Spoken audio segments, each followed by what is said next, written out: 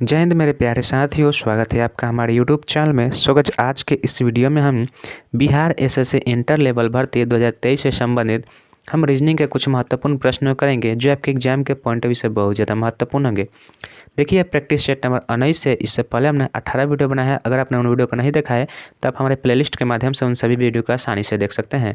तो चलिए बिना इस देरी के हम वीडियो को स्टार्ट कर लेते हैं। तो देखिए, यहाँ पे हमारा पहला नंबर जो प्रश्न है, और देखिए अगर आप सभी प्रश्नों का आंसर जानते होंगे तो आप कमेंट बॉक्स में ज़रूर बताइएगा कि आप इनमें से कितने प्रश्नों का आंसर जानते थे। ठीक है भैया, बना सकते थे। चलिए देखिए, यहाँ पे पहला नंबर प्रश्न हमारा कि पंकज और पुनीत की वर्तमान आयु का अनुपात 5:6 है और उनकी आयु का योग कितना है, 33 वर्ष है।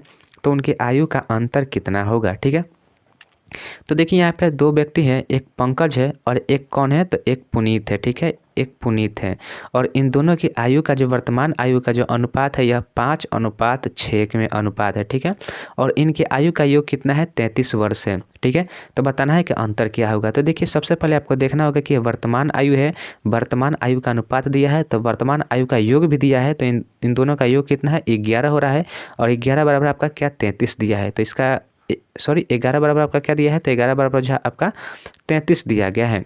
ठीक है, तो 11 से आप काटिएगा तो 11 तिया का 33, यानी कि एक रेशियो का मान आपका 3 आ जाएगा। तो यहाँ पे जो पूछा क्या है कि इनका अंतर कितना होगा, तो इनका अंतर देखिए 5 और 6 के बीच में कितने का अंतर है, तो 1 का अंतर है। तो 1 बराबर आपका कितना आ गया है, 3 आ गया है।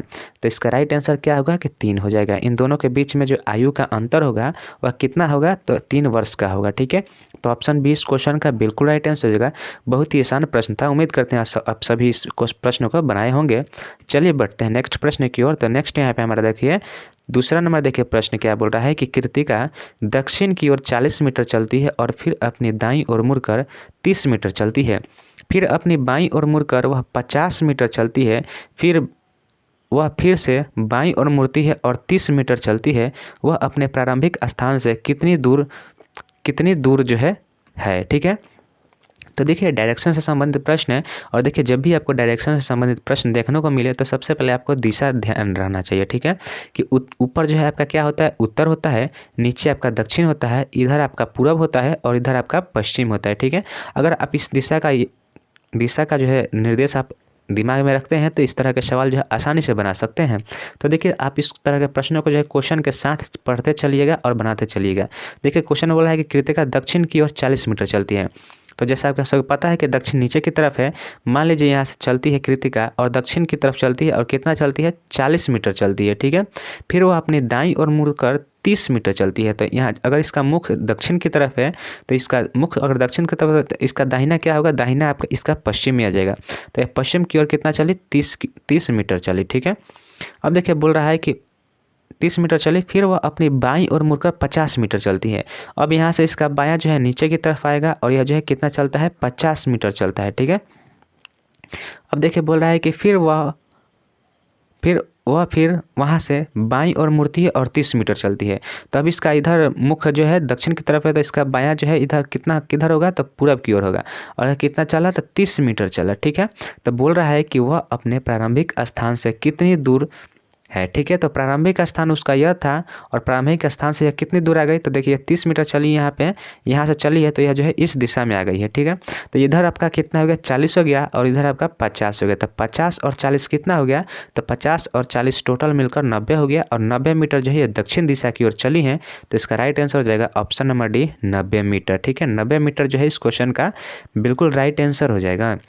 चलिए अगला प्रश्न देखिए। तो अगला यहाँ पे हमारा तीसरा नंबर देखिए प्रश्न है।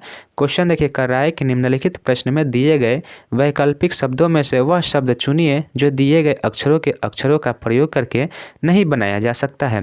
यानी कि जो कंसोलिडेट लिखा जो है, कंसोलिडेट बताना है कि इस शब्द से है जो है कौन सा वर्ड जो है नहीं बनाया जा सकता, जो कि आपको ऑप्शन में दिया होगा। ठीक है, तो सबसे पहले आपको ऑप्शन वाले सभी वर्ड को देखना होगा और इसको हम ऑप्शन से ही बना सकते हैं।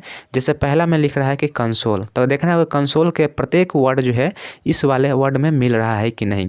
तो CON, तो देखिए CON तो सीधा मिल रहा है। SOL, तो SOL भी मिल रहा है और ई की बात की जाए तो ई यहाँ पे देखिए लास्ट में है।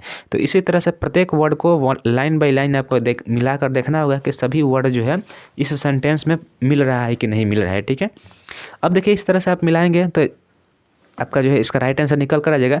देखिए इसका राइट आंसर होगा ऑप्शन नंबर सी। इसमें देखिए लास्ट में यहाँ पे वाई है, परंतु इस पूरे वर्ड में कहीं भी आपको जो है वाई वर्ड नहीं मिलेगा, ठीक है। पूरे शब्द में जो है वाई जो वर्ड है वह कहीं आपको देखने के लिए नहीं मिलेगा। तो यही जो सॉल्टी जो वर्ड है यह जो है इससे से नहीं बनाया जा सकता है। तो ऑप्शन सी इसका बिल्कुल राइट आंसर हो जाएगा सॉल्टी, ठीक है। चलिए बढ़ते हैं नेक्स्ट प्रश्न की ओर। तो नेक्स्ट यहाँ पे देखिए हमारा चौथा नंबर देखिए प्रश्न क्या है कि एक निश्चित कूट भाषा में स्टुबॉर्न को इस तरह लिखा जा रहा है तो उसी भाषा में शिपिंग को कैसे लिखा जाएगा। तो इसके लिए सबसे पहले आपको समझना होगा कि स्टुबॉर्न को यह कैसे लिखा है। तो उसके लिए आपको यहाँ पे एक अच्छे तरह से लिखना पड़ेगा SUBB है BBORN। तो स्टुबॉर्न को लिख रहा है, क्या लिख रहा है, तो यह क्या है, भी है, ठीक है।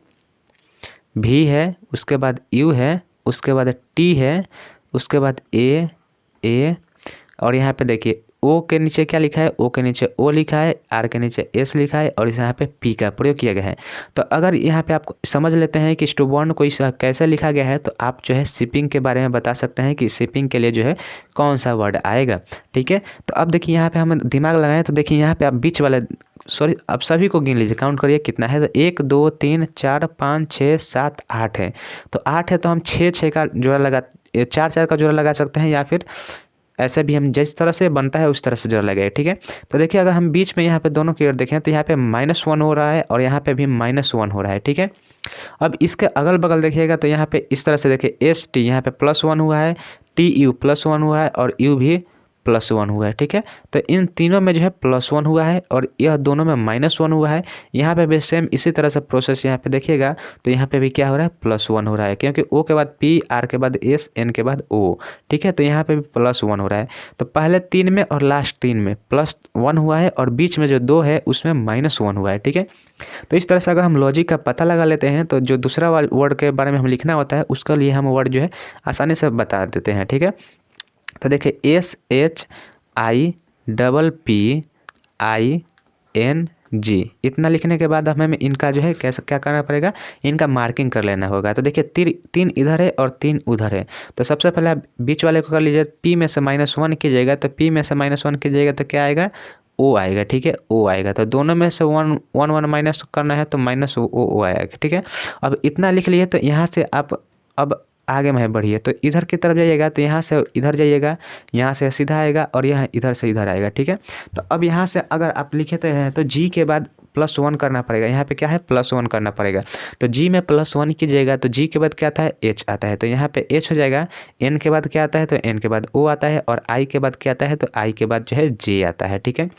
तो लास्ट में HOJ। तो HOJ कहाँ पर है, तो HOJ देखिए आपका ऑप्शन नंबर यहाँ पे D नंबर में दिखा रहा है, तो यही आपका राइट आंसर हो जाएगा। बाकी सभी गलत हो जाएंगे। आगे भी यहाँ पे हम देख लेते हैं तो यहाँ पे भी क्या होगा, तो यहाँ पे भी क्या करेंगे, सभी में +1 करेंगे।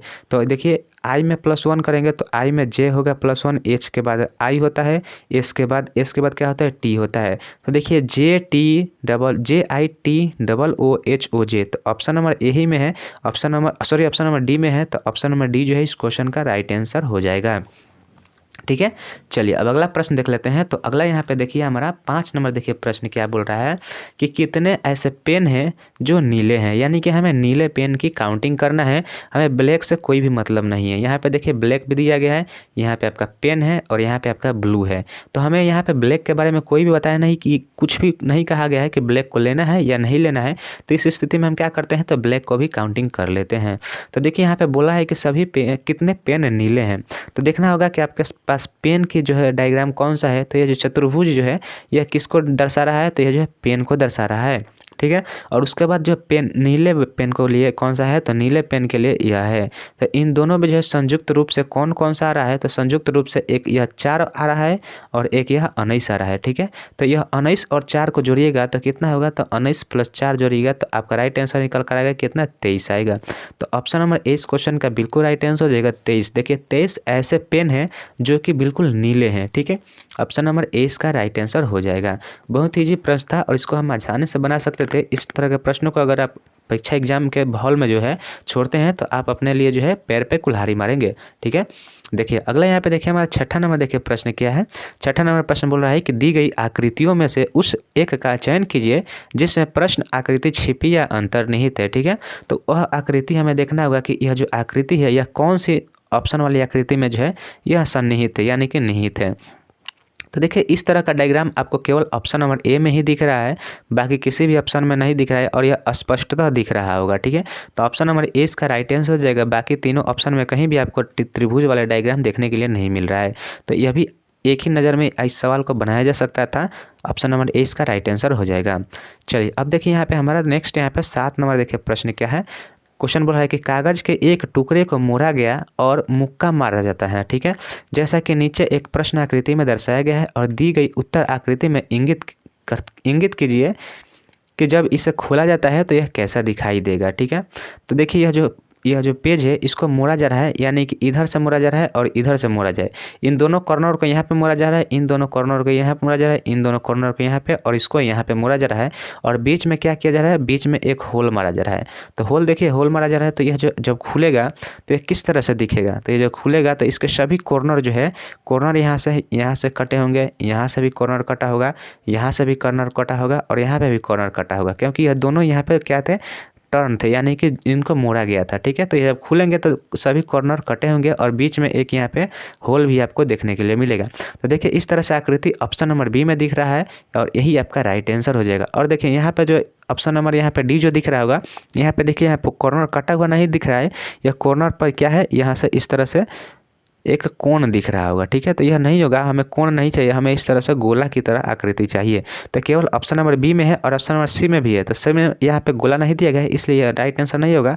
ऑप्शन नंबर 20 क्वेश्चन का बिल्कुल राइट आंसर हो जाएगा। ठीक है, चलिए पेपर कटिंग से संबंधित प्रश्न थे और देखिए यहाँ पे अभी एक नया नॉन वर्बल से संबंधित प्रश्न देखिए क्या बोल रहा है कि यदि एक दर्पण रेखा AB पर रखा जाता है तो कौन सी उत्तर आकृति जो है दी गई आकृति का दर्पण प्रतिबिंब बनाएगा। ठीक है, तो देखिए यह आकृति है, यह आकृति आपको दिख रहा है और इधर यहाँ पे AB जो है एक दर्पण रखा गया है। ठीक है, यह क्या है, AB एक दर्पण है। तो बताना है कि इस आकृति के सामने, अगर दर्पण के सामने जो है एक आकृति रखा जाता है तो दर्पण के पीछे यह कैसा प्रतिबिंब बनाएगा। ठीक है, तो देखिए यह कैसा प्रतिबिंब बनाएगा, तो सबसे पहले आप यहाँ पे आपको क्या बनेगा, एक वर्ग बन जाएगा। ठीक है, वर्ग बनेगा और उसके अंदर एक त्रिभुज बनेगा, इसमें कोई भी जो है दिक्कत नहीं होनी चाहिए। और उसके बाद यहाँ पे इस तरह से जो है आकृति इस तरह से बनेगा।